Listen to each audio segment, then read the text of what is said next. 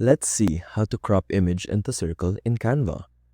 For this example, I'm going to use poster. We can open up our design. So in order to crop an image into a circle in Canva, we first need to upload the image we want to crop into the circle.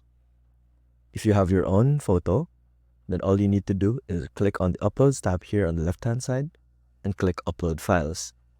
In this case, I'll just use any photo I find in the Elements tab. Let's choose this photo. Next, in order to crop this into a circle, we need to find a circle frame. So let's search here in Elements, Frame. After that, let's select the circle frame. To add this photo into the circle frame, all we need to do is drag it into the middle.